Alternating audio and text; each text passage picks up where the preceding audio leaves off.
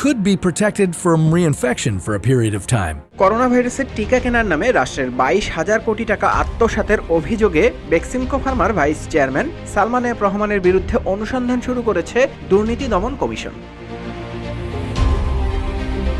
করোনাকালে ভ্যাকসিন সরবরাহ করে বেক্সিমকো ফার্মাসিউটিক্যালস।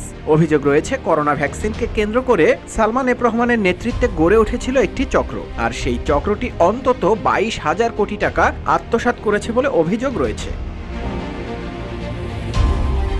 একই সাথে সালমান এফ রহমানের বিরুদ্ধে অভিযোগ তিনি বাংলাদেশে আবিষ্কৃত করোনা ভ্যাকসিনের অনুমোদন পেতেও প্রভাব খাটান। এদিকে গোয়েন্দা অনুসন্ধানে অনিয়ম ও দুর্নীতির প্রাথমিক প্রমাণ পাওয়ার পর দুদকের উপপরিচালক আফরোজা হক খানের নেতৃত্বে 4 সদস্যের একটি অনুসন্ধান টিম গঠন করা হয়েছে। টিমটি এরই মধ্যে নথিপত্র সংগ্রহের কাজ শুরু করেছে বলে জানা গেছে।